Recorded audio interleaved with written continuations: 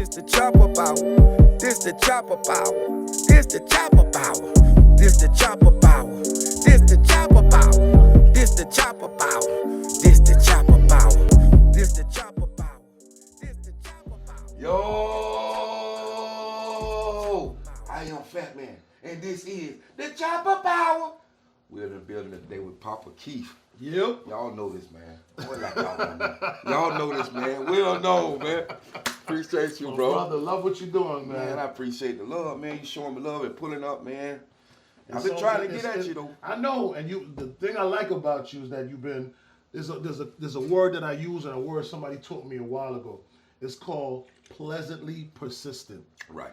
And that's key. Right. Because when somebody's pleasantly persistent, even when you're busy, you want to make sure you get to them. You know what I'm saying? You want to make sure you take care of them. No doubt. No doubt. Annoying ass people. Yeah, that's you different want story. yeah. How you doing? Big fight, I think you can read between texts, but you can read between texts. What I thought was cool about you, Papa, you gave me a real number, man. Yeah, of course. That's rare, man. No, people do that, you know? One number, that's it, man. Man, hey, that's what it's all about, though, man. Listen, at the end of the day, with what I do, the people make you. You know what I'm saying? No doubt. I fuck with the people on a real level. No doubt. Notoriety, man. Notoriety is key, bro. Thank you for the stick. Man, most definitely. How you like it? I like it. It's mild. Mild to medium, yeah. Mild to medium. It's a nice cigar, man. Yeah, I thought it was cool. What is it? It said dipped. What is it dipped in? Chocolate, some type of chocolate and cognac or something. Right. As long as it ain't dipped in pussy juice. I probably would love that. As long as it's good smelling. You know what I mean? Straight up, bro. Straight up, bro. I can talk shit? Yeah, but yeah. Okay, cool. We do that here, man. We let our nuts hang around here, man. Okay, there we go. Let them hang, goddammit. There we go. Man, Keith, man, let's get started, man. Where you from, brother? Originally, my parents are from Trinidad and Tobago, a little island off the coast of Venezuela. And they came to America to have me. Okay. You know, and back in the days in the Caribbean, you know, like they figured if your child is born in America, they get to stay. Mm-hmm.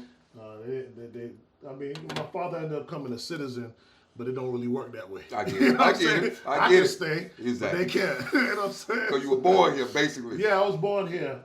Born in Brooklyn, New York. Born in Brooklyn, New York. Yeah, and then I came down here in Miami for junior high school. Okay. You know what I mean? I ended Okay. up going to JFK, then I went to NMB for 1 year, Okay. North Miami Beach Senior High, and then I went back to New York, and then came back here to go to college. Came back here to go to college. Yeah. Man, I'm going to jump around a little bit, Keith. I'm going to jump around a little bit, so nobody be bad. Sometimes I be losing train of thought in here. No, listen, I got ADD too, bro. Hey, man, call it what it is. It comes with talent. Man, don't let my wife do that shit, man. It's like, it's a lot of you niggas running around, huh? Straight up, man. Straight up, man. Hey, so you say you went to college. That was college of radio and broadcasting? Well, actually, I was going to Miami-Dade, and then when the radio bug bit me, it was through like 99 Jams. You know what I'm saying? I ended up connecting with them, and a young lady by the name of Darnella, she kind of introduced me to the radio game, because before that I was DJing and hosting and doing radio commercials. Okay. So that's kind of how I really got connected to the radio, was doing radio commercials. We would do like these skits. Okay. And they would play it on the radio. People would laugh and bug out and be like, who's these cats, you know? Right. And then Darnella kind of introduced me, you know, to radio. So my first instance of being on professional radio, I started off on Underground, was the Luke Show. Okay. That was me with my group Soul Syndicate, DJ Khaled, and Uncle Al. Okay. We was all on the Luke Show. So when you say group, so you had a label back then? Well, no. When I say group, so in the Caribbean world, when we play music, it's not always individual. Sometimes you can be a part of a group. I got you. Like a group of DJs. Got you. You know what I'm saying? So they call them sounds. Got you. You know what I'm saying? So the group I was with is called Soul Syndicate. It was 3 of us. Okay. 2 brothers and me. Gotcha. This lady Darnella, who got you in the radio. Yeah. How did that come to be? Well, we would come to, we were known for underground radio for years. We used to be on Mix 96, so more Caribbean underground radio. Not like Bo the Lover them. I got you. You know, but at the same time as Bo the Lover, but doing the Caribbean stuff. Got you. You know? And when we got on the Luke Show, I guess she recognized that I had a certain charisma, level of talent. And she was like, yo, you should do this for real. Gotcha. So I went to Miami Lakes Tech. They offered a radio broadcasting program. Okay. Like a year and a half program. That's still around? No. Oh, It's wow. not. Yeah. Wow. So I did that course, but I didn't complete it. I did like a year of it. And I felt the hair on my chest and was like, I'm out here. Yeah. You know what I'm saying? So while I was doing that, I would go to, after school, I would go to jams. Okay. And I would sit in the lobby asking to meet the PD. And, they was like, it don't work like that. But I would come every day. Oh. And then after a while, you get to know the receptionist. You bring her coffee or you bring her something to eat. Right. And then you'd see, because everybody came through, the front door, the salespeople and promotion people. So they start to see you there every day. Persistent. Yeah, persistent. Yeah. And they're like, oh, okay, and you get to know them. Mm-hmm. So it was, I remember 1999, December. And 99 Jams used to do their top 99 songs of the year. Okay. In those days, it wasn't computerized. It was all CDs that they put in jackets, right? So they had to pull 99 CDs to do the countdown for the year. Wow. At that time, the program director's name was Cedric Hollywood. Okay. And Jerry Russian Jerry was Russian. still Shout out the to them boss. guys. Of course, Yeah, man. no Legends, doubt. both of them. And so they needed help to put it together, and I was there in the lobby. So Donella was working there at the time. Right. So I'm sure she helped out. But basically, long story short, they invited me to come in and help to pull all the music for the countdown. And after that, I didn't leave. After that was it? Yeah, I started showing up every day, helping out in promotions. And then I started working with a guy named Terry Alexander, the bad boy of radio. Right. Terry Alexander. Yeah. He had an amazing voice, and he was my mentor. Okay. So I would come in, I'll pull his music, get his coffee, his cigarettes, whatever he needed me to do. Right. And then I started helping out Shelby Russian. So you was interning, basically. Pretty much. Yeah. Pretty much. Unofficial No intern. money involved. No money involved. But they took care of me. I got you. They would feed me I and got you. make No sure doubt. I was good. No doubt. And then after a while, you're around enough, things fall out the cracks, right? Better believe this it. one ain't show up, that one ain't show up. Opportunity. So opportunity arrives. Yeah. And then I was able to work my way in through there. That's a unique story, brother. Everybody's story different. I tell guys that all the time. The same journey that you took, your path, don't necessarily mean it's gonna be the other guy's path. And y'all could be in the same genre of work. Yep. But it's somebody could like him. Yep. You know what I mean? So, hey man, that's a hell of a story, brother. Yeah, man. You know what I mean? They like walked into you. You walked into a situation. You was persistent, kindly persistent. Yeah. It just unfolded. Pleasantly persistent. You just said it. You spoke on it, bro. Yep. Man, that's huge, man. Yeah, man. Man, so you originally started with 99 Jams, basically. Yes, I did. Yeah. 99 Jams. How many years you was there? Well, I want to give a little credit to the underground radio station. So although they're not the big stick, it still helped to shape me. Okay. So I would more like to say I started off with Mix 96. Okay. That was the underground radio that I was with. You familiar with Ron May? I don't make the cut. Of course, that's my guy. I used to be on Ron May. Of course. Yeah. So I started off with Mix 96, and then officially, with professional radio, my start was with 99 Jams. Beautiful. Yeah. Beautiful. Yeah, bro. man. 99 Jams. How many years you was over there? Man, I did some years with them. I did about 4 years with Jams before I moved. 4 years. Moved on. How they came back. They came back? I'm the only person who did. I think only me and Terry have done both hip hop stations, but I've done them both twice. Real shit. Yeah, I started off with Jams, went to the beat flip, went back to Jams, beat flip back, went back to the beat. Damn. Yeah. Twice. Look it up. So I've been with both hip hop stations twice. When you do good work, though, that's how it works. The door's always open. Hey, give thanks. Man, you better believe it, bro. Better believe it. Man, I want to speak a little bit about your community work, man. I see you big on that, man. I love that about you, bro. Well, thank you. So I call it my waking up moment, right? Mm-hmm. So in life, right, we feel like, like how you have on your wall. I know they can't see it, but he has on his wall: hustle, grind, execution, right? So we figure our job in life is to live comfortably, have a comfortable life for our family, right? Mm-hmm. So radio, when I got the full-time job doing afternoons at Beat, it finally gave me that. Right. Before that, I was struggling, figuring things out, right, robbing Peter to pay Paul. I get it. All that shit. I get it. So when I got the full-time job at the Beat doing afternoons, I was like, okay. So I got the car I wanted. I always wanted a Tesla. Before people was even on the Teslas like they are now. Right. I'm talking about in like 2014. I had a Tesla, right? I got the house that I wanted, with my little mini mansion and all these different things. But I got all those things, and my family was good, and everything was all right. I wasn't wanting for anything. Right. Motorcycle, this, all the toys. Right. But I felt like a hole in my heart. I just wasn't feeling right. You know what I'm saying? I was like, no matter how much things you buy, and that's why you see, I'm kind of happy why they come out with these TV shows like Housewives of this, Housewives of that, and all these different shows. Because if you don't, the lesson in those shows is like, no matter how much motherfucking money you got, you still got problems. Yeah. You still want more. You still, got issues.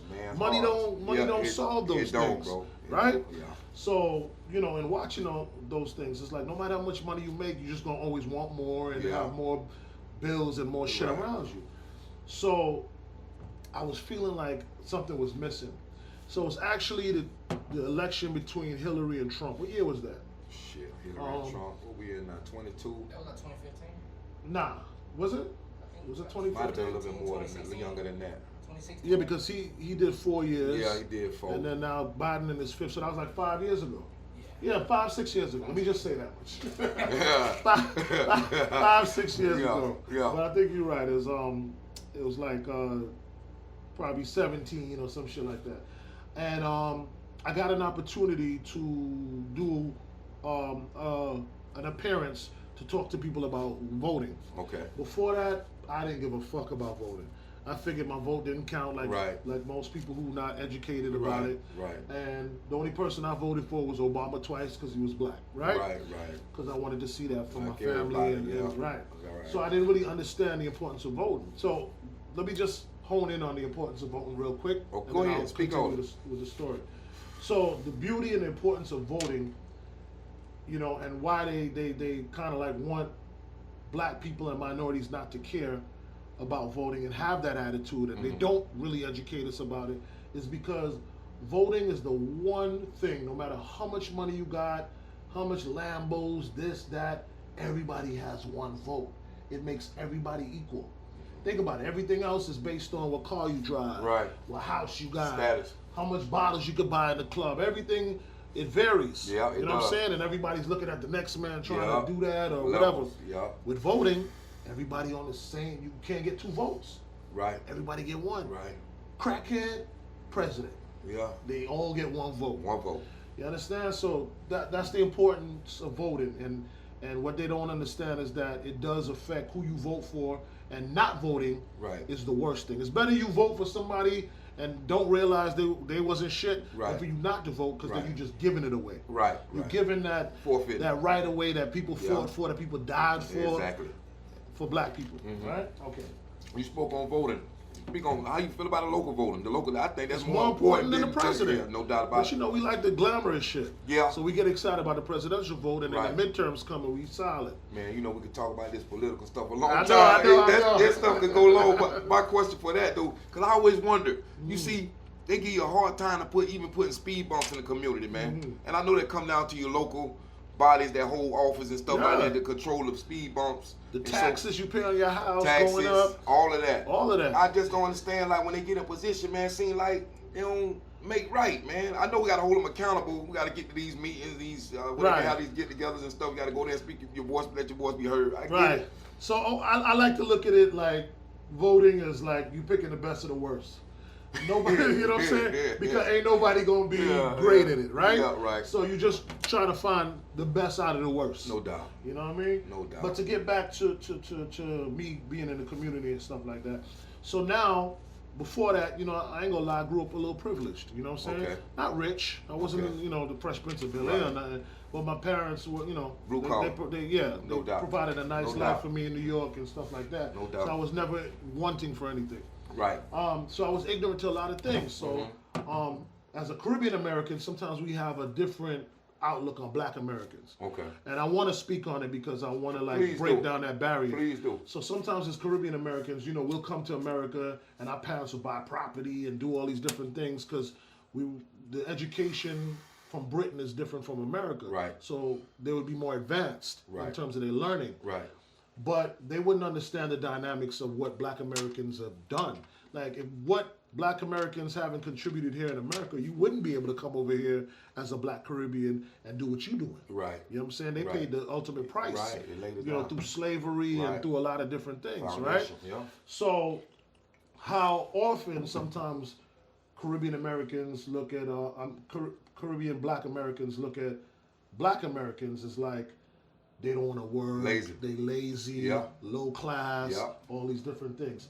So, not knowing any better, that was my mindset at the time. Oh, just get a job. Right. Just do this, just do that. Now, when I went to these community events to let people understand, you know, to encourage them to vote, I started going into these pockets, like pork and beans, like the subs, you know, all in Miami. And then I started seeing things, like words that people probably don't even know exist, like digital desert. You know what a digital desert is? I don't. Okay, see, both of the cameramen said no, you said no.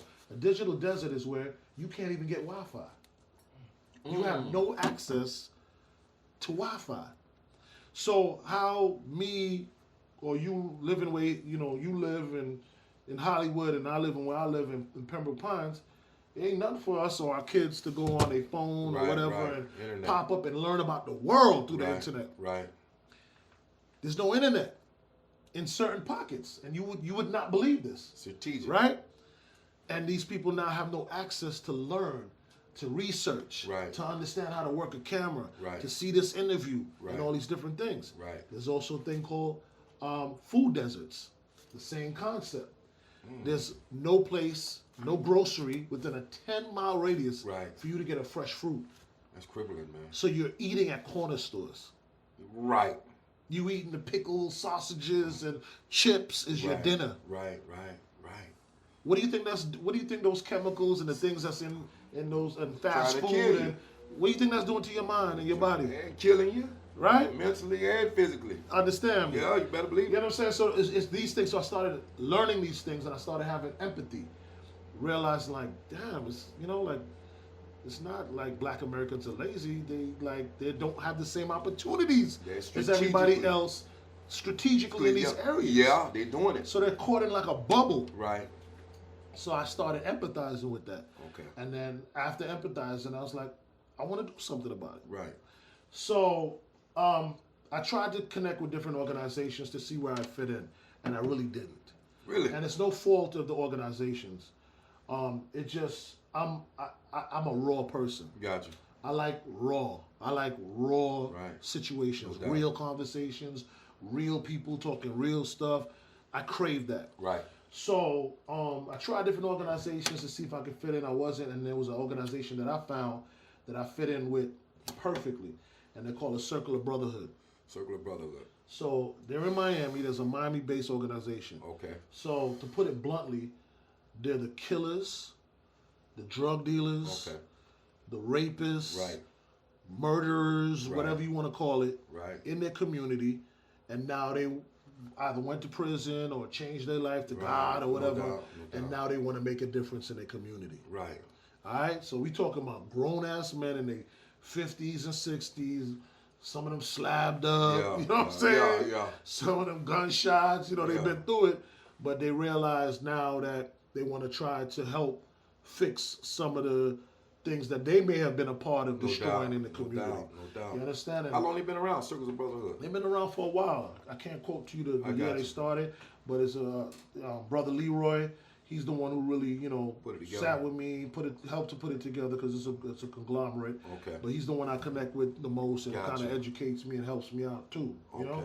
Okay. So I connected with them because I wanted to, like, if I'm gonna do this community shit, I want to rock with the people who've been doing it before me and in the streets. Boots on the ground. Boots on the ground. That's what it is. I don't want none of the fancy business. Right. Christmas, take the picture with the kid on the bike bullshit. Right. I didn't want none of that. I want the people who do this every day. Right. Like Valencia. Right. Valencia Gunther. She is another one. Every day. You know, she has this thing called Make the Homeless Smile, the Smile Trust, where she feed the homeless and you know, and deals with that kind of stuff. You know, and dealing with people like Munch. You know what I'm saying? Ex-high school football player and part of the Black Collective. These are the people who deal with this every day. They trying to quell gun violence and get people to come together, educate their people. So I adopted them. I got you. They all have their individual things, Okay. but I adopted them to help me to understand. Okay. And I'll be like the Peter Pan. I'll rob from the rich. Exactly. You know, like Exactly. I mean, I don't want to say rob because I have some great partners like Attorney Big Al. Right, Like right. he really rocks out. I got you. So I'll be like, yo, we trying to do this. How much? He pulling up. Right. Right. Get his bread Right. and put on a festival or do a pop-up in a Yeah. community. Right. And then I started connecting with politicians. Okay. I need to get into this community. I need to get in this park. Find me the worst park you got. Right. I'm gonna do a pop-up, bring bounce houses, food, everything free. You know what I'm saying? Yeah. So I started combining those things together Right. to kind of show people in these communities like, yo, you got somebody that give a shit about you. No doubt. So I came up with an organization called Papa Keith for People Matter. Okay. At the same time, there was, Black Lives Matter. Okay. Here was my issue with that. Talk to it. All right?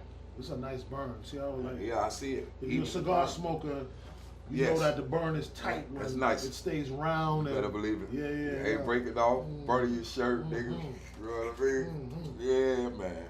Man, speak on it, man. Speak on your Yeah. organization, Papa. So it's called Papa Keith for People Matter. At the time that I started that, Black Lives Matter, Okay. was a thing. And I like the slogan, Okay. Black Lives Matter is cool. Okay. The organization, not so much. I Okay. don't really care for it. But the issue with it is this, and I know it's complicated. I want to recognize that Black Lives Matter, but in order to really create change, you got to be inclusive. If you look back at the Martin Luther King and even Malcolm X, as Right. militant as he was, there was still people from other races involved to help to create that change. It's a collective, man. You understand what I'm You saying? better believe it. Exactly. So I was more on that because, like, yeah, Black Lives Matter, and we need to do what we can and stick together. But to me, I was on like people matter because guess what? And I'm gonna say it as blunt as possible. They're black assholes and they're white assholes. You better believe it. You better believe understand what I'm saying? Hey, that's true. Not because Facts. you black mean you for me Exactly. or you even for us. Exactly. You understand what I'm Exactly, saying? exactly. So I can't just automatically just put that onus on black people, Yeah. like, oh, because you black, you want to do the right thing, or Right. or you're a part of a movement, or we automatically have to be. Right, rapport. You know what I'm saying? Yeah. So Yeah. people matter at the end of the day, Right. because at the end of the day, we all fighting for equality. Okay. My focus is gonna be black people, No doubt. but people matter. Right. So I came up with Papa Keith for People Matter, and my slogan is You Matter. So what I was doing with that initially, outside of putting together like the People Matter Festival and putting together events and all Right. that stuff that we'll get into, Okay. I would go to the West, which is a jail Okay. out in like Doral area, Okay. and I would go every other Wednesday, and I would go talk and mentor the with the inmates Inmates, there. got you. You know what I'm Gotcha. saying? And go talk to them because, again, I love that raw shit. You know what I'm Gotcha. saying? And I'll try to just talk to them and vibe them on certain Right. things and just try to help, hopefully. And this shit works, man. I'm going to go to this quick story. Go ahead, man. I was sitting in this, they got a restaurant in the Hard Rock called Bay, a Korean barbecue restaurant. Okay. And, gosh, I'm just getting emotional thinking about it, man.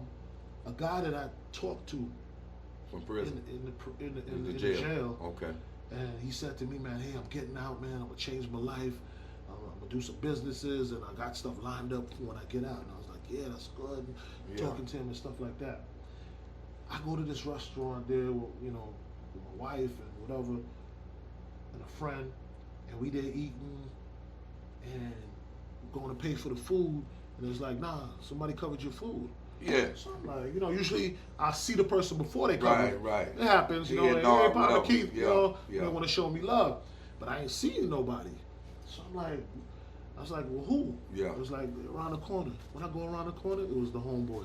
No, man. Yeah, like, No, thank you for coming to the jail and talking, and Right. and now I'm doing good. I got 2 businesses. Yeah. You know what that do for you, man? Uplifting, bro. Right? You know what I'm saying? Like Uplifting. real though, right? Yeah, And that's the raw shit that I love. man. That's We understand, man. I got this thing back. I call back to what you saying, called throwing the rope back across the fence. While you going to speak with them gentlemen, man, at that jail, man, you understand what kind of fire you lit up under somebody saying, I could do that too. I could be on that level. Then I return the favor. So that's why I say throw the rope back across the fence. And I look at that like you today.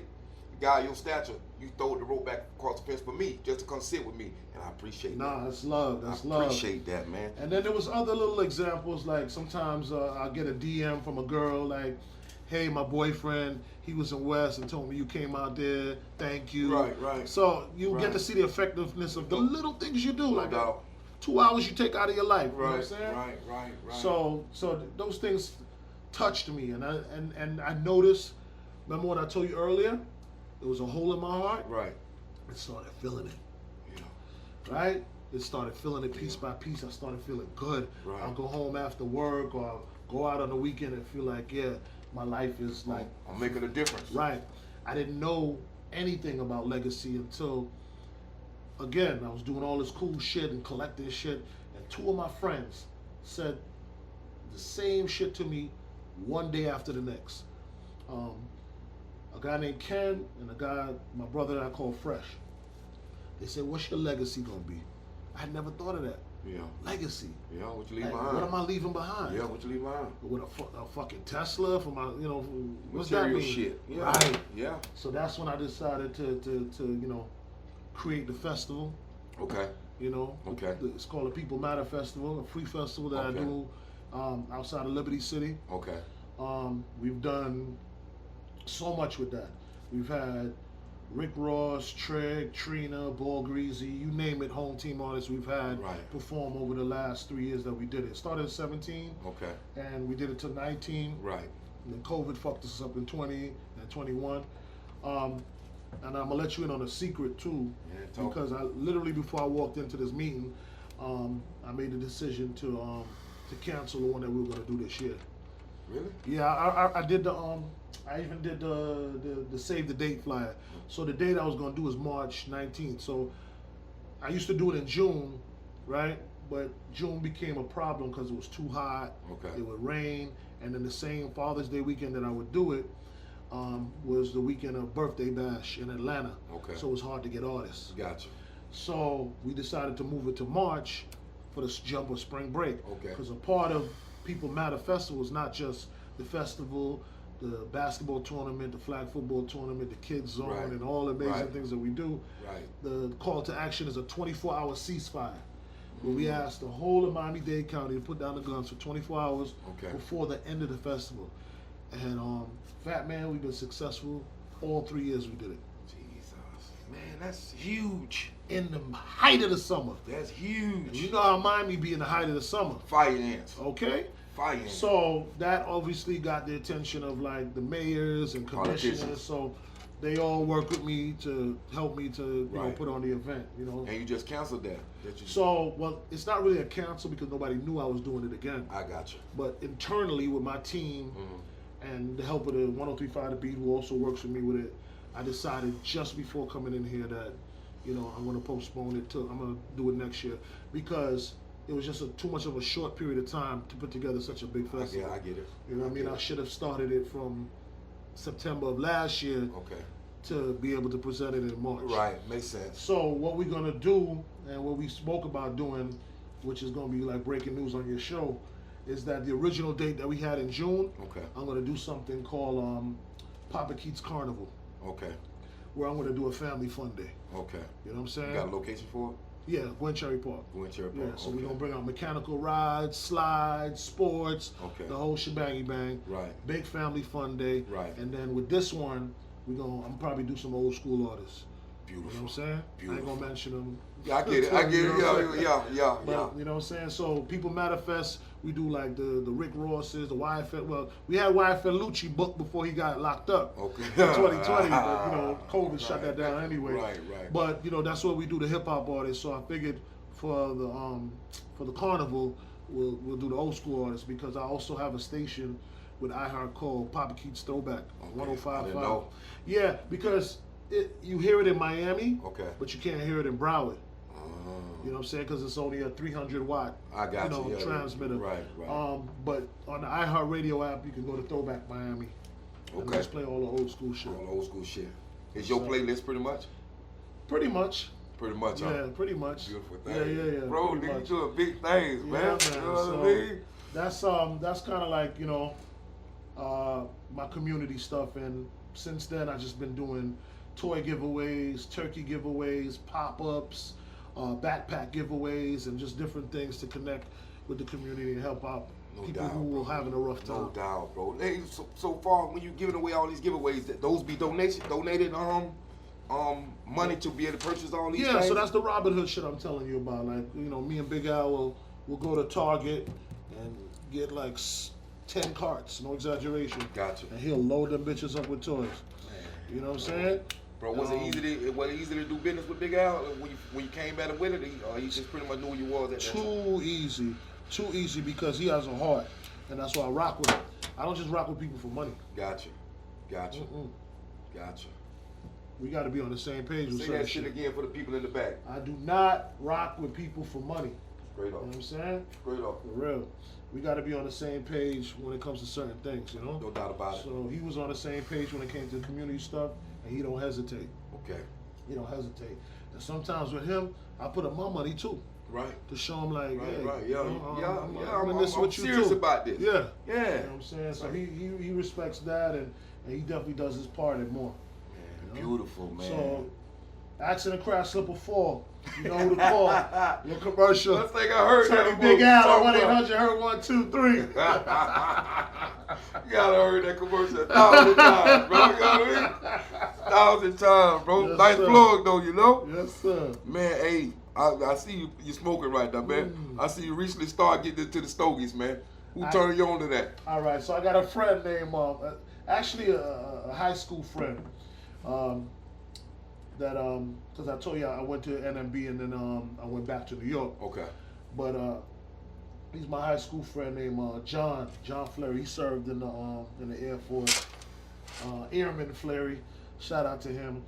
He's a Renaissance man. Okay. You know what I'm saying? Okay. So he into the fedoras, the hats, and the sticks, and he got one of them bikes. And, you know what I'm saying? So he all about that life. You know what I'm saying? So he was different from us growing up because we was more hip hop and champion sweaters, hoodies, and shit like that. But he always kept it on that from young. So he kind of introduced me to that. He showed me about the sticks, the different sticks. Took the time to explain it to me, and it just kind of took to me. Right. Interesting story. I used to smoke other stuff, right? But it was starting to affect my lungs. Right. You know what I'm saying? So, although we inhale a little bit, it's not the same as like that full inhale of a cigarette or a joint. People understand. Stuff like that. Yeah. So, I've been able to enjoy cigars and I'm just learning so much. So I have a new page to follow my journey in my life of cigars. It's called The Black Ash Hole. You like it? Yeah, I do. That man approved. That's catchy, man. So look for me on Instagram, The Black Ash Hole, and follow my journey in the life of these amazing sticks that I come across, including this one. Yeah, thank you so much for anytime, brother. Anytime. Yeah. When I saw that you was in it, I said, man, I got a blessing. I appreciate that, man. I appreciate that. So we're doing an event that I want to invite you to as well. Definitely. Just before Super Bowl weekend on that Thursday, February 10th. It's called the Smoker's Corner. Right across the street from the other cigar bar, but right across from the Hard Rock Stadium at Lorna's restaurant. Okay. It's over there by Ghost Bar. Is that Ghost Bar across the street from there? You talking about? No, not the Hard Rock Hotel. I'm talking about Hard Rock Stadium. Gotcha. Where the Dolphins play. Gotcha. Right, where the Dolphins play. It's across there's a restaurant called Lorna's. Okay. Amazing food, but we setting up a tent. We're gonna have different vendors there. With different sticks, different lighters, and all different kind of stuff. I met a guy, as a matter of fact, last night that got lighters and ashtrays, and it's like high class. He gifted me a set. It's called El Pama. ELPAMA.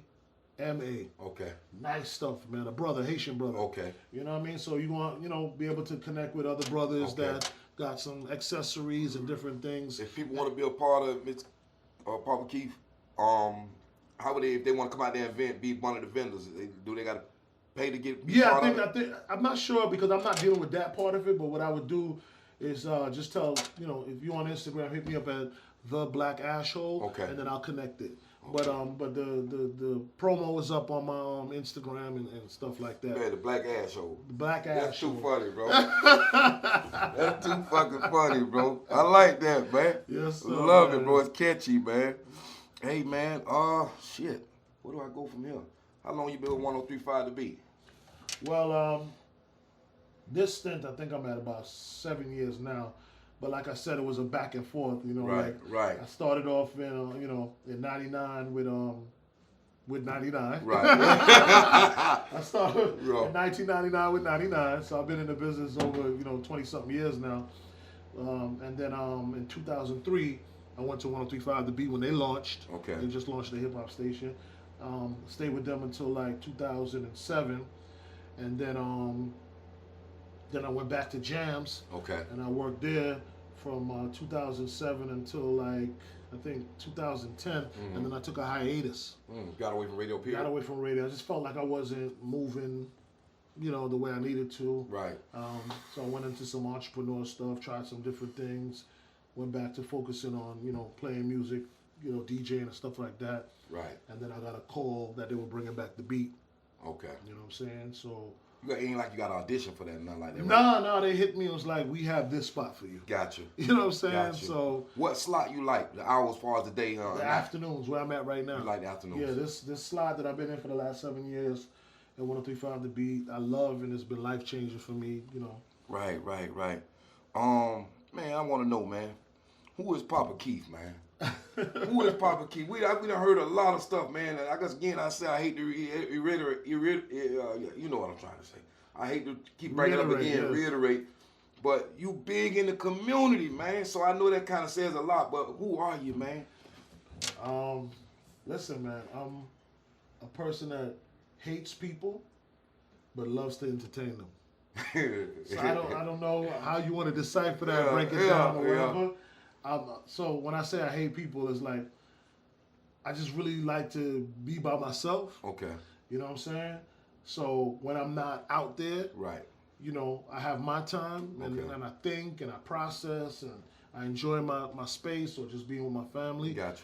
But I know that when I'm out there, I love my job to entertain people. Gotcha. You know what I'm saying? Gotcha. Make a difference. Yeah, but people can really drain you. Yeah, no doubt. You know what I'm saying? No doubt. People can really drain you. No doubt, bro. But I love being Papa Keith, where I can go out there and be in the community, touch people. I just love to see like the effect that I can have in changing a person's life. No doubt. Or educating a person, or putting them onto something. Right. Or keeping it real. So even with my radio show, I grew up in the era, and I'm sure you can remember it too. I don't know if I'm a bit older than you or not, but yeah, a lot of them. I'm just joking.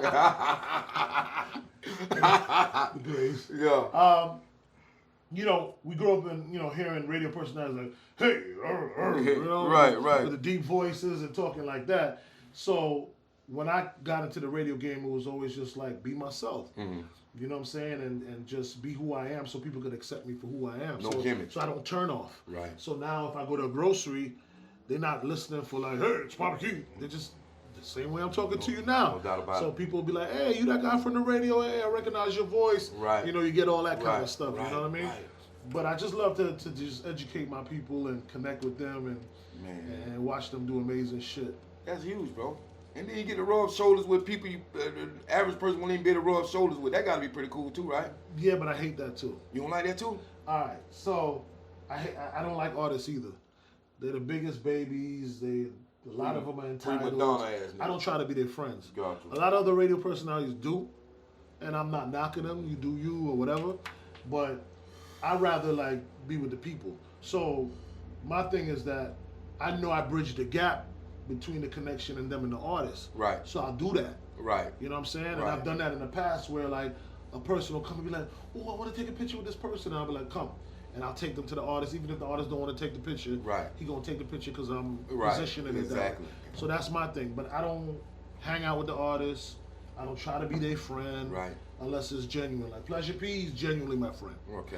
You know what I mean? Right. People like that or whatever, but it's not like, oh, I want to be hang out with them. I'm up at the clubs popping bottles with them.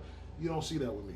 Gotcha. If I'm in the clubs, I'm with my listeners or my real friends. No doubt. Hey, my next question kind of piggyback on what you just said. Are most of these guys, are they really real, man, or just all facade, man? Like in anything else, you know, the game is a facade. So let's keep it real, right? Gotcha. The game is a facade. A lot of these rappers, they talk about things either they've seen someone else do, Right. you know what I'm saying? Right. Or something they've probably had access to or they've done a long time ago. Right. You understand what I'm saying? But I look at them no different than I would look at actors in movies, right? Like Charleston Heston or Michael B. Jordan or anything. They're playing a role or a persona in order to create a level of entertainment for us to enjoy. No doubt. So that's how I look at them. So I don't get too caught up. I mean, there are a few that are going to just be real because that's just who they are. Gotcha. You may come across a J. Cole. You know, you look at him. He ain't trying to impress nobody, but you know he got millions, right? Exactly. But like your cameraman, he'll come in a pair of basketball shorts and a hoodie and a hat, no jewelry. Right? And then you'll have people like the Baby, where they're gonna come with the jewelry and the this and the this and the that.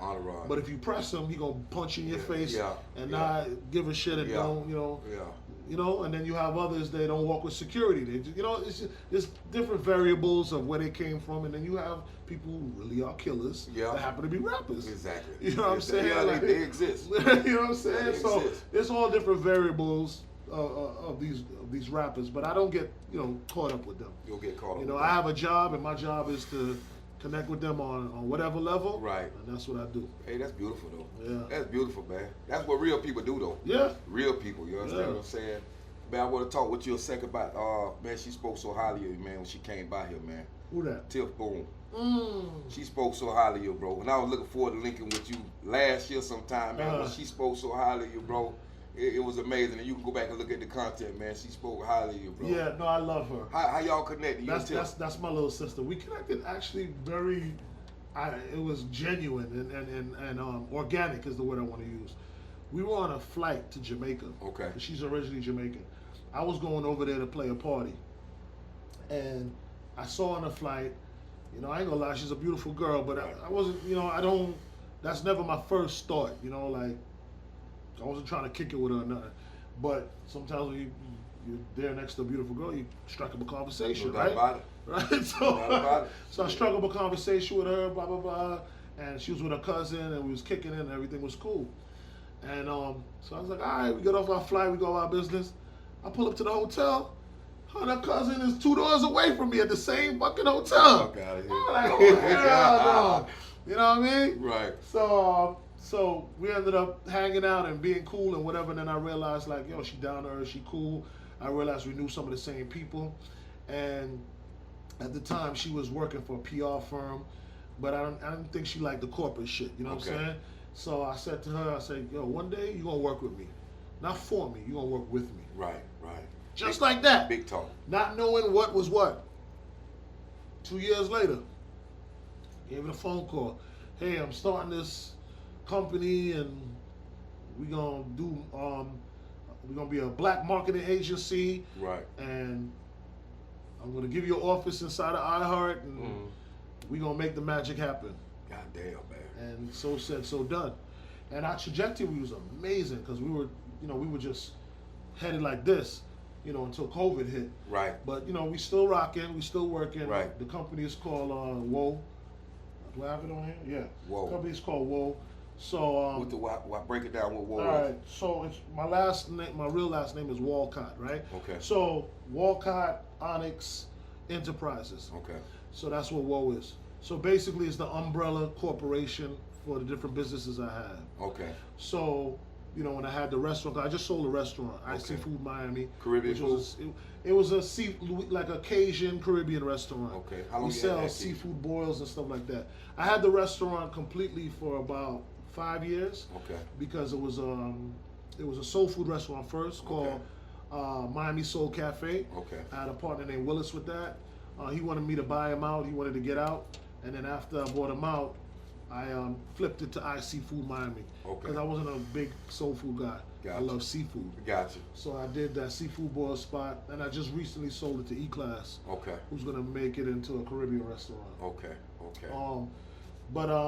So I had that under it. I have a food truck under it. I have the agency under it, which buys radio ads. Okay. But I mostly work with my people because sometimes you go to iHeart and you want to I want to play my commercial on the radio. I got an event coming up, and you don't feel comfortable talking to them, and they're not really speaking your language. Gotcha. Or they're not letting you know what's really good. So I would notice that although I'm a radio personality, people would constantly come to me like, yo, I want to buy some ads. Right. And then I would have the conversation with them how it works and whatever. And I was like, well, shit, I'm doing it. Right. I'm doing after work. Is that an easy You know what I'm process? saying? For me, it is because I've been in this so long. It's Gotcha. easy to explain and Right, break down to right, them. You know what I'm saying? right. Sometimes the clients ain't easy, but the explanation and the method is. So that's under that umbrella. Okay. Then I have an LED truck Okay. for advertising. Okay. 3 screens that you drive around. Gotcha. You see that. Gotcha. I have 2 music trucks. I have 2 dualies. Okay. One I personally own, one another friend of mine named Food Dude, he owns the other dually. Right. But we have like 10,000 watts of music behind it. Okay. So that's meant to be like for like grand openings, events. You can connect a DJ set to it and do a block party. Gotcha. All of that. And it's weatherproof, right? Right. So even like situations where people are doing grand openings and they have the speaker set up, if it Right. rains, they gotta shut it down.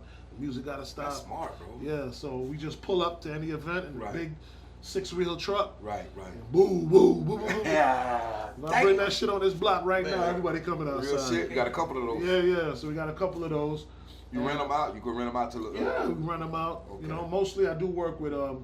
I had Big Al because he sponsors a lot of the stuff that I do. Okay. So the truck is wrapped with his logo on it right now. I The got station uses it, Advertising. and other people use it for grand opens and stuff like that. And then the other thing I have is a sound system. Okay. Where you can actually, set up and do a small concert Right. with a mixing board and microphones and Right. cordless. And then the other thing I have is a trailer. Right. So I have a trailer that works as a media center.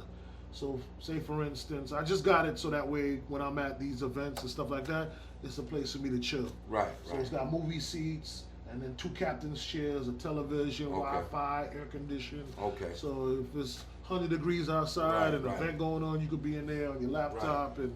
Hey, so, it seemed like you real the branded, man. Branded the thing. Branded because I'm in the game. I see that. So I watch where all the cracks and the things that people are not doing, Right. and I figure it out and I make it a business. Gotcha. So although this is called Whoa, the umbrella company, the business that has all of that stuff that I push out there is called The Soundboys Media. Okay. So if you go to thesoundboysmedia.com, you'll be able to see everything. Okay. The food truck, the dualies, you'll see how everything looks, what they do, and all that stuff. You can go on there and rent them. That's pretty cool, bro. Yeah, man. That's pretty cool, bro. Yeah, man. The business in the business. Yeah, it sounds like it, bro. You got your hand in a lot of different areas, man, and that's a beautiful thing. It's a rare thing, too, to be honest, man. A lot of people get boxed in and want to stay on one particular thing, man, but you got to spread your money, man. Yeah, you do. Spread your money, man. I know you just recently came off vacation. Where you went at? I went to go visit my dad in Trinidad. Okay. So that's where both my parents are from. How you doing? He's doing good, man. He got the COVID, but I was able to, visit him because I haven't seen him in like a couple of years because of COVID. Okay. They wasn't letting nobody in the country and all that stuff. So. Right. How long were you over there? I stayed over there for like a week.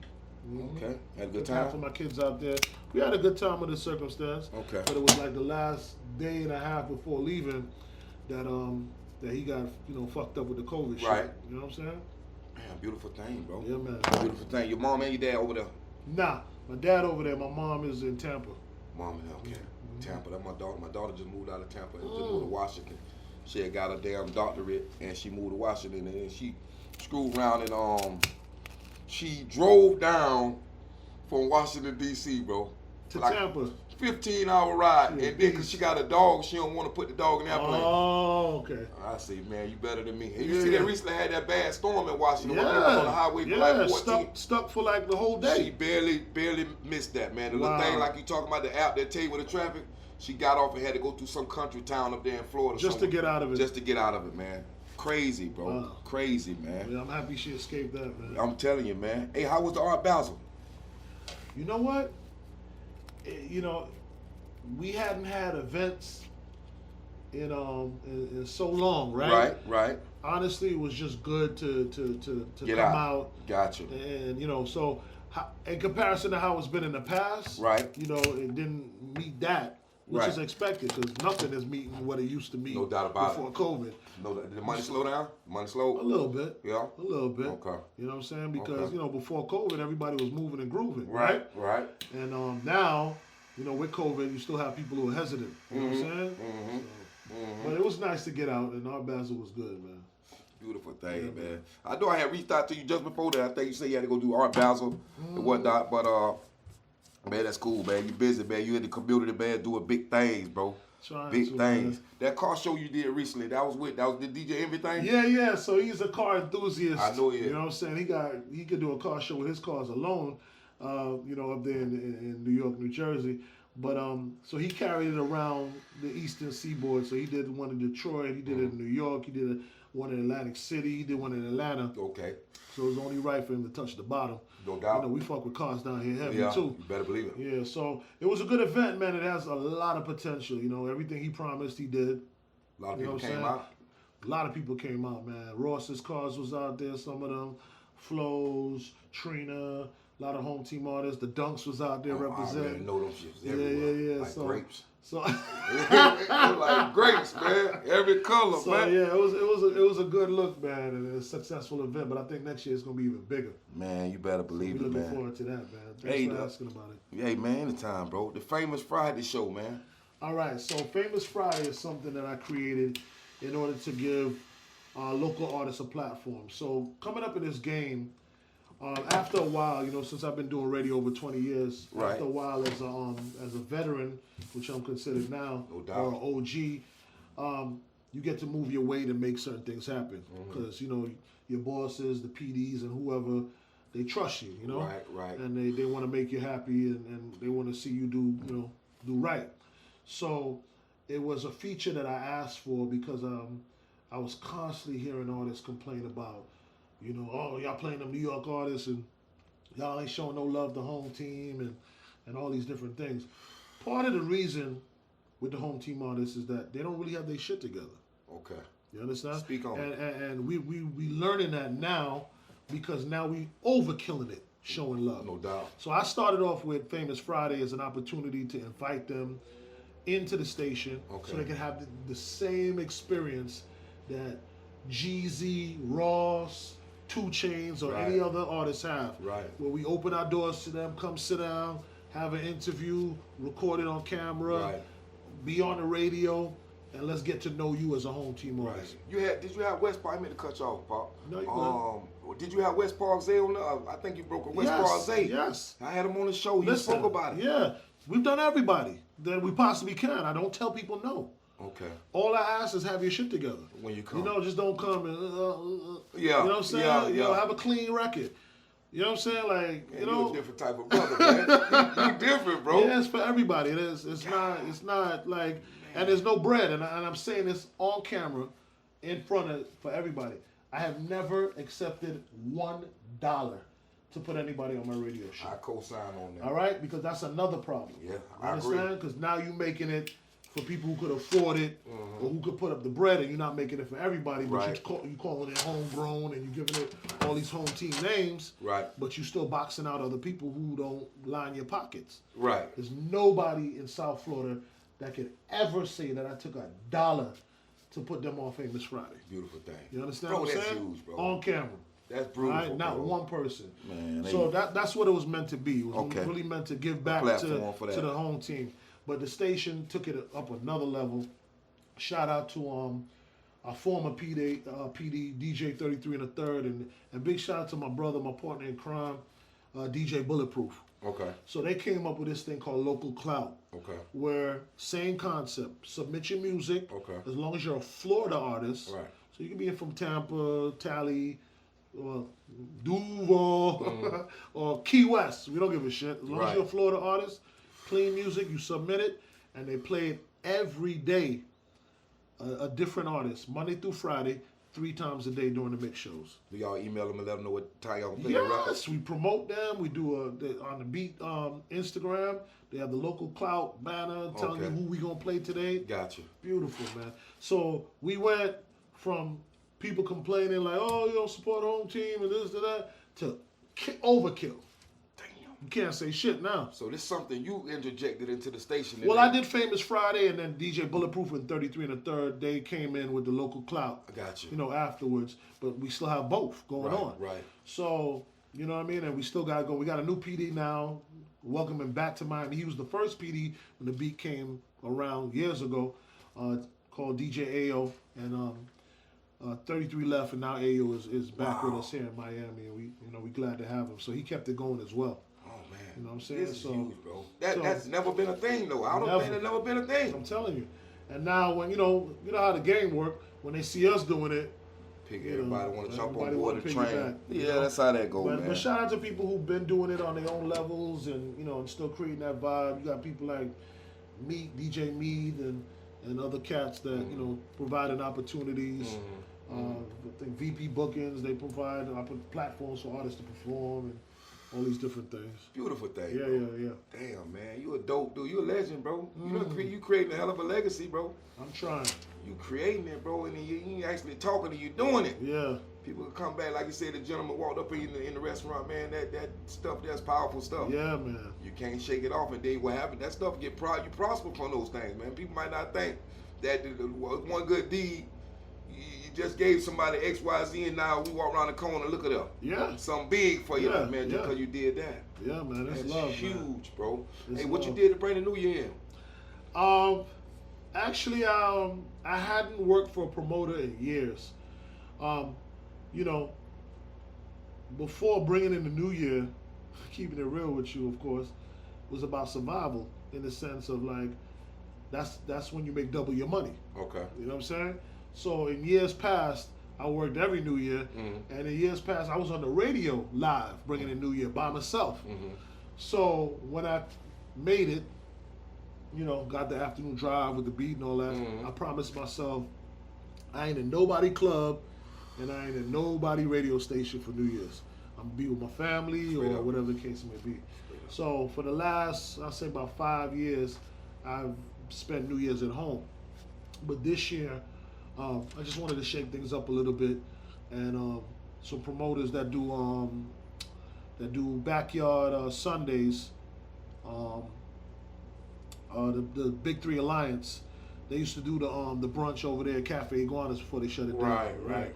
So they over at Revolution, the backyard, America's Backyard now. They hit me up and said, hey, are you willing to host? So I said, you know what, fuck it, Yeah. We just get back out here and and then do it up with them. Sure. And I have no regrets. I had a good time with them, man. Man, that's beautiful, bro. Damn, man. Hey, so far as anybody that want to get into radio, man, and I know I just spoke about everybody having different ways of getting in, and how your way came in ain't gonna be the next guy way of coming in. Right. What would a person have to do? All right, so I love to tell this story. Okay. Because before you gotta understand what it is you're getting yourself into. Like we look at things, right? As my man TK. Yeah. We look at things like football players, right? And we look at like the ABs and the whoever, the Tom Brady's, all the legends, and we're like, damn, I would love their life. Right. You know what I'm saying? But what we don't look at is the hours they put in the gym. Okay. The diet they gotta, the bullshit they gotta eat in order to have their body a certain way. Regimen. The doctors that they have to pay hundreds of thousands to get them to be where they need to be. Right. We don't see that, right? Right. We only see the Sunday and the glitz and the glamour and the commercials and all that. Right. So I would say similar to that, I need people to understand that the job of a radio personality, it's like, let me say this. If you go into any city in the world and you need a plumber, you can open up the book or go online and thousands. Right. In radio, there's only 1 or 2 positions in every major city. Really? Think about it. So we're fortunate enough here to have 2 hip-hop stations, right? Right. we got jams and the beat, right? Right. So if your dream is to do afternoons on a hip hop station, A long line. there's only 2 jobs. Does that put it in perspective? Exactly. It's 2 jobs. Because these guys ain't retiring no time soon, man. But even if there's 2 jobs, where a normal job of what anybody is doing, a mechanic, a construction worker, there's thousands Right. of opportunities. Right. Whereas a radio personality in every major city, there's only 2 jobs. Because the smallest towns and cities, they're automation. Right. You know what I'm saying? Yeah, I used to I be get on it. the national team for iHeart, where I used to do 42 stations across the country. Oh, really? Yeah, little army towns, college towns, because as a business, they're not gonna put a live person there. Gotcha. They just gonna have me. I just never gonna hear me mention the time, and you're never gonna hear me mention the weather. So pre-recorded. Yeah. Wow. That's huge. You know what I'm saying? How did that come to be the iHeart thing, man? How did you able to get in Well, it's there? not. Oh, you mean how did I connect with iHeart? Yeah.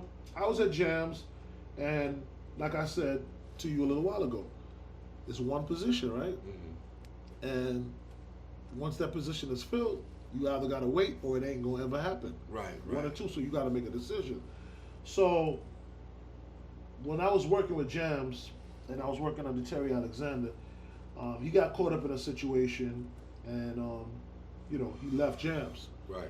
I filled in for him at the time Mm-hmm. because I thought I was ready. I believed I was ready, or whatever the case may be, and they gave me the opportunity. They told me I was doing good and everything was cool, but Cedric Hollywood said a word to me that has never. He's my brother, and I love him. We ain't got no issue. But Right. he said a word to me at that time that fucking like a knife. Destroyed. It was like a knife in my fucking Yeah. side. He said, "We need to go with a veteran burner." Just like that. I didn't know what burner was or whatever. But he said it just like that. We need to go with a veteran burner. So instead of giving me the afternoons, they hired Rick Party, Okay, I remember. who was a legendary, it made sense, but it ain't make that much sense to me, who was an up-and-comer. Right. Right. So it was more of a decision like, do we give afternoons on this big, huge heritage station to an up-and-comer Right. kid that came Right. up in our ranks? Right. Or do we give it to a legendary radio person? Right. So they went with the legendary. Right. So I was hot, but I stayed with the program and whatever the case may be. So what they do with you after you? Yeah, After the they, fucking shit. 6 months later, the beat pops up. Oh my God. iHeart comes up with a hip hop station for the first time ever. They flipped one of their Spanish stations at the time and decided to go into the business of hip hop. Right. Man, when I heard that shit, I was like, do. So I strategically, positioned myself, but the ironic thing, guy that was the PD and in charge of hiring, his name was Dion Summers. Mm-hmm. He's over at XM Radio now, and me and him are cool to this day. But he got off the airplane, came into town, went into a taxi. I don't even think Uber was around there. Mm-hmm. And the taxi had on 99 Jams, and I was on the radio. Get the fuck out of here. And he said to himself, I need that guy. Because most of the time, when a new station is coming into a market, you want to steal a person from the current station so it gives you automatic notoriety. No doubt. It's not like you come in with a whole lineup that people have to, who the fuck is you? Decipher who they like. Yeah, and this or and that. what's going on with Right. that or whatever. So I was that guy. Okay. So they offered me nights. Okay. That changed my life too. You know what I'm saying? It was Right. the first time I got like a full-time job on the radio Right, and stuff right. like that. So I took the position and started doing nights in the beat when they first came around in 2003. Oh man. You know what I mean? Doing nights. Y'all got a little more freedom as far as records you play, Mhm. cussing wise and Well, things like that. no, cussing is cussing. Even though you can technically on FCC play curse words after a certain time, I think it's 10 o'clock. Mm-hmm. Just responsibility-wise, stations won't do it. I got you. You see what I'm saying? No, just in Right, case. just to keep everything where, you know what I'm saying, like They get fined for things PG. like that. Well, for certain words you get fined for the F word and stuff like that, but it's a little looser after 10 o'clock. But most stations they don't want to don't wanna- bother. just don't- get yeah, caught up I get it. With I with get it. having two different radio stations. No You know what doubt, I'm saying? bro. No So the doubt. same record you're gonna play in the afternoon and the morning, when the kids are listening, it's gonna be the same when you play at night. You just might play a little bit more edgier music at nighttime. You know what I'm saying? Right, no doubt, no doubt. I noticed that. When you went to nights, did that play a part of it? Did that kind of disrupt the family setting a little bit? When you went to nights with far as the kids and the wife and stuff like that? No. That was cool. Shit, I was making money. No doubt. You know, and then when I first got with Jams, I didn't like. When I first got with Jams, my family setup wasn't like that. You know what I'm saying? So I had flexibility. Gotcha. You know what I'm saying? Gotcha. So I did nights at the Beat for I think 3.5 years at that point until they decided to flip to another station. Hey, do you see yourself ever getting away from radio? And if you did get away from radio, what would you want to get into? That's a really good question because I always said to myself, as I grow and my audience grows with me, and as I get older and my audience that I speak to is still 18 to 34-year-olds, as long as I'm able to keep myself relevant, okay, you know what I'm saying? Okay. As long as what I'm saying to them, I'm still the hip guy and I'm not like the old dude, and you know. And I watch people like in New York, like Angie Martinez and Funkmaster Flex, and still doing they're older than me and they're still doing it. Yeah. Then I feel that I could hold my own, and I have been. You know what I'm saying? Because I remember when we came to the Beat, one of the jobs was for us to push out Lorenzo Ice-T Thomas. Okay. So he had more, and another friend of mine, good dude, love him. You know what I'm saying? But he had more of an old school style of radio. Right. So that's like when I was telling y'all, like when I decided my style of radio was just to be me. Gotcha. You know what I mean? So I never came on with the slick talking and, hey, it's your boy Bobby Keith, and you need to brush your teeth. And this. I didn't come with that old school style. I didn't have any gimmicks. Baby. Yeah. So what happened is that Lorenzo grew up in that era of the, you know, because he was top of his game was in DC, and then he came down here. But that was the era of those kind of slick talking, gimmicky kind of radio. Right. So if you didn't have a deep voice, your shit was like gimmicks. Hey, turn on the radio, it's your boy. You know, all that kind of stuff. And I mean, hey, I grew up on it too. But as time changed, you gotta change it became old. No doubt. You know what I'm saying? Doubt. So they used that against him. Right. And he ended up, you know, losing his job at Jams based on the pressure that the Beat was putting on, like we literally had a promo that said, get Lorenzo Ice-T old ass out the radio, come rock with the young boys. Yeah, you know, turn changes, man. This nigga on Geritol. Hey, and, man, you know what I'm saying? And shit. Yeah, I get it, bro. So we always branded ourselves as the hip. So that pressure ended up, you know, him losing his job. But, you know, he's doing his thing now. He's got his not underground, online station, and, you know, he's doing good, man. Bro. You can see him at the Dolphin games all dressed up and doing his thing. Right. But, so that was the reality of that. So because my style was never based on that kind of stuff, and I chose to kind of do something different, it just kind of worked for me. You know what I'm saying? So, man, you know, let me ask you, so you got any DJs that you actually friends with, man? That you done passed, you know, y'all in passing, y'all became cool? Like, a lot of the big names, the big people like you, Angie's that have been around a long time. And so that's another thing about me. Like I said, I don't like people, but I love to entertain them. So I'm not really like an industry guy. I got you. I noticed that. I get it. I picked that vibe up. I don't give a fuck. I get it. Man, you being transparent as hell, man. Yeah, so I mean, if I meet them genuinely and we become friends, it's cool. You know, I got dude in Orlando, D Strong, genuine. You know, he's a genuine friend. He's a PD and an on-air personality in O-Town. You know what I'm saying? And then I've met other genuine people that we just genuinely cool, but I don't go to like conferences and I don't try to be people's friend, and I don't go into Alabama and call up the radio guy there. Right, none of that. No. Man, that's dope. That's dope, bro. Just a regular old dude, man. Yeah. That shit inspiring, man. It is, man. Man, my next question, I heard you mention TK just now. Yeah. I had opportunity to so he got TK on the screen here, man. Yeah. That's a raw motherfucker too, bro. Yeah, man, I like TK, man. It was a good interview too, bro. Man, who inspires you, man? At this day and age, today, When you look at it like, man, you know what? I'm gonna take some pages out of this guy's book, man. Well, from the top, I'll go from the top, and then I'll kind of work my way down, right? Okay. So, like, the ultimate inspiration for me was Diddy. And I'm explaining why P. Diddy, Puff Daddy, whatever you want to call him, Mr. Love.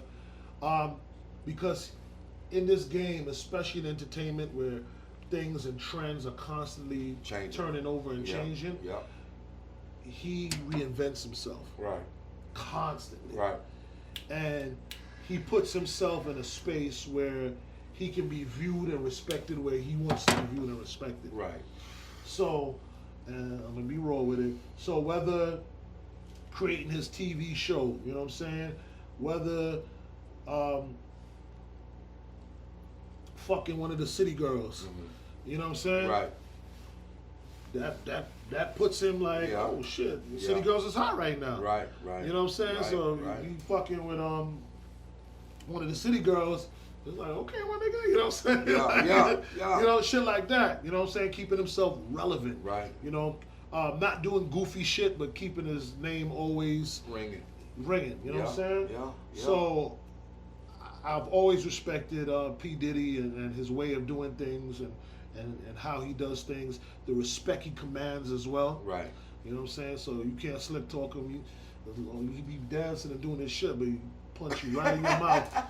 You remember that incident with him and Drake and Liv? So, you know, he'll handle his business too. Sucker shit, right, and he's an amazing businessman. So that probably more so than anything, he took a career of being in the record business and made it into a clothing business, made it into restaurants, made it into empire, colognes, you name it, liquors. You know what I'm saying? So rocking all these things, and then now you see like. So down from Diddy, I go to Ross. Okay. Love him. Say what the fuck you want about Ross, I'm riding with him. Shout out to Ross. Because, yeah, man, shout out, for real. He's a dude, what I like about Ross that is a little different from Diddy is that Ross is doing the same thing as Diddy, following in those same footsteps, but he's giving you the blueprint. Right. Right. So he letting you know how he did it. Right. He's writing the books. He's doing conferences. Right. He's talking to you on his story every day. There's something to motivate you. Right. And that was one of the biggest issues I had with hip-hop artists and athletes. Mm-hmm.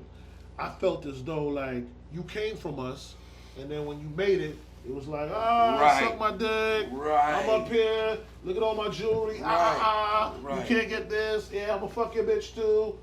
My man, what we doing? What we doing here? Like, what we doing? What I'm saying? Like, we propelled you. Right. We supported you to get where you got. And then once you got up there, it's like suck my dick. Yeah, basically. Eat my ass, whatever. Yeah, exactly. But I love the fact how, to me, Ross is like, hey, you could do this too. Right.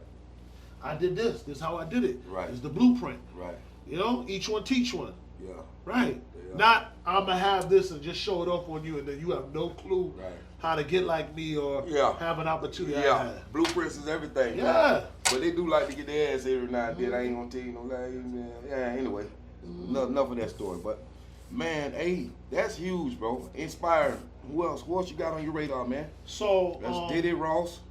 Diddy, Ross. I got to show love to the people who helped me along the way and helped to shape how I view things, how I do things. I'm always going to mention Terry Alexander, who, like I said, mentored me on the radio tip. Gotcha. You know what I'm saying? I got to give a story about him, too, man. He smoked a lot of cigarettes and stuff like that. You know, he a businessman and doing his thing, but I remember, like, times, like, what used to impress me about him on the radio is that he'd be on the phone before he talked, cussing a bitch out, whatever. And then when it's time, like literally a second, hold on. Hey, I be like, oh shit. Nice with it. I want to be like this motherfucker. Yeah, nice. So just having him as a mentor, it allowed me to so that is called, I guess in technical words, it's called compartmentalizing. Okay. Where you're able to like put this here, put this here, put this here, and don't have nothing cross. Gotcha. So I will cuss you to the fucking floor, but when I have to put on that mic, it's like nothing. Whoop, a whole different compartment. Damn.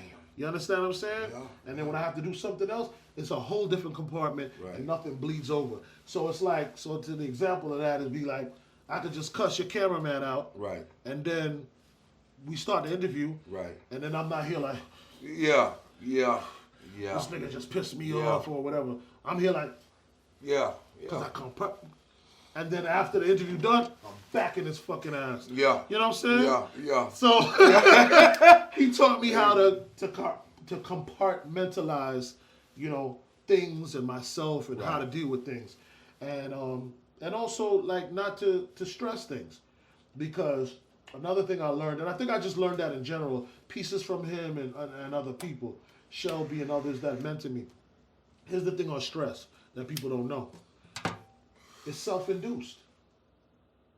Nobody can stress you out. Right. Oh, this bitch stressing me out. Oh, this nigga stressing me out. Man, how you block it, though? How you block it? You get rid of them. Just get rid of them. I don't give a fuck, it's your wife. Phase them out. You gotta go. Fucking with my space, my peace. That shit You gotta up. go. Man, that shit priceless. Employees, whatever, you have to go. Yeah. You understand what I'm saying? Yeah. I'm not saying it has to be immediate reaction. Right. I believe in taking your hand slowly out of the lion's No mouth. doubt about it. Get things in order. You understand what I'm saying? You gotta believe it. But they gotta go. Yeah. Because I'm gonna live a stress-free life. It's not to say situations don't come. Right. But if you generally live a stress-free life, it's how you deal with it. Right. You understand? Right. Listen, your car break down. Nobody wants that, right? Yeah. Hot South Florida, something happened, the hot sun, your car break down. Yeah.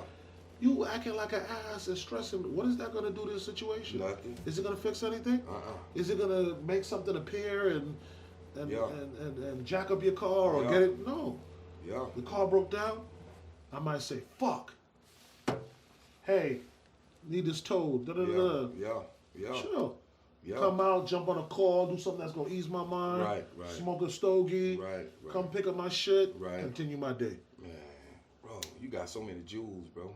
That peace of mind thing is real, bro. It's key. It is, because it's bro. your health. Yes. And I ain't talking about your health. Right. Your health. Yes, mental. Which this run everything. That's the computer. This run everything. Yeah.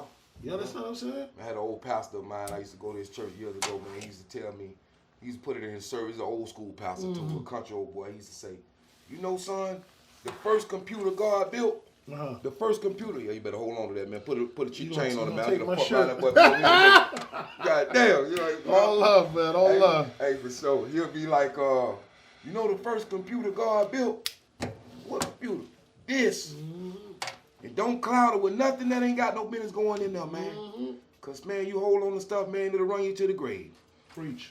Yeah, so that stayed with me, man, when he said that to me. I always think about when he said that. About that mental space and keep yourself in a good level here to not let too much get to you. Nothing stress me out. It's self-induced. We stress ourselves out. So when you hear people say, oh, that bitch stressing me out or that car stressing me out, it's because you're allowing that to stress you out. You understand? Let it go. Right. Get rid of it. Ease it out. Right. You know what I'm saying? Figure it out. Right. You understand what I'm saying? Right. So, you know, I live a stress-free life. Right. And then I put things around myself. That's the other key. You put things around yourself that are not going to bring you stress, but are going to add to your stress-free life. No doubt like about the boat. it. Yeah, the boat. How often you get out on that thing, man? Every weekend. Every weekend? How big a boat you got? 26. 26. What kind of boat is it? It's a Scarab. Scarab. I know what a Well-craft Scarab. Okay. It's a fisherman's boat, but it have the luxury vibe to it. I see. Because I wanted to get into fishing, which I already started. Right. 2 weeks ago, I caught like about 6 of them. How many caught? I'm gonna say what kind of fish? Snapper. Snapper? Yellowtail. Nice? Yeah, what? Cook them bitches up. How deep of And water you some was in? grunts. There was about, they got that place because we was right outside of Hollover. They have the reef, where the reef hit. Okay. There's a wreck ship because, you know, they love the wreck ships. Right, yeah, they hang out around the So wreckage. I think we was about 70 feet. 70 feet? 70, between 70 and 100. Beautiful. What you was fishing with? Shakespeare and Ugly Stick. Oh, and ugly stick. I got a couple ugly sticks too. Yeah. What about it? Yeah, I got a couple ugly sticks. Hey, you see you? Yeah, I do that too. Shakespeare too. Yeah. But ugly stick, my brand, I like to fish with. Yeah. Man, yellowtail, man. That's good eating. Man. Yeah, that is. Good eating. Who you normally go out with? A guy named Vade, man. He did some crazy shit, so that's why I'm like, I swear by him. We was at we did a family trip, He started off being a vendor that I use for the people manifest with the tents and all that stuff. Then we ended up being friends because he's also from Trinidad, right? Okay. So we did a family trip. His family, my family. We went out to Key West and rented a house, right? With a dock. I brought my boat out there. And next door, ironically, was some people I knew that also rented the house and was out there. And they was out there 2 days before us, fishing and this, couldn't catch shit. He brought his jet ski out there for his kids to ride, but it was giving him problems, so he was working on it, as soon as we got there. And we was out there chilling, whatever. And then he got upset, like tired of working on it, and he just grabbed his stick, went out there, and literally 10 minutes caught a big-ass fish, a jack, or whatever you want to call it. While everybody else was fighting out there for days. Right. Because he just knows the water, he knows the timing, he knows the fish. He grew up fishing. Right. He has his own boat as well. Right. You know what I'm saying? He has a 40-foot pro line, 42-foot pro line. So, he knows it. So when I saw that, I was like, damn, he like the fish. God, he can tell you the moon and when this moon is gonna bring out this and at this time of the day. And so you prefer night and day? You prefer what you like night fishing? I like them both. I just like to catch them. So if I'm gonna catch them at night, I like night fishing. No doubt. If I'm gonna catch them in the day, night fishing obviously in South Florida in the summertime is a good look because it be so hot. No doubt. So we put on all the gear and all that. But I like them both. They're both cool. Did you have to get a fishing license? Did you have to get a captain license to be able to captain your boat? No. You don't need a captain license. I think now the rule is once you pass a certain age, you don't need a captain license. Yes. But you do need a fishing license. Right. It's real cheap. I think it's like 20, 30 bucks. Yeah. Walmart got them. Yeah. So, far as that fishing thing go, did you, when you first got into the boat world, you had to get somebody that was already boating to teach you the ropes, how to handle stuff? Listen to my dumb ass. So I'm adventurous. Yeah. So I had the previous boat I had before this was a jet boat. Okay. 21-foot jet boat, Scarab as well. Okay. I just love the brand Scarab. It has history with Miami anyway, with the Miami Vice boats. Exactly. Yep. The Miami Vice. Fast as Scarab. Yeah. So I had a jet boat, but the way how that jet boat was set up, you couldn't fish on it. And I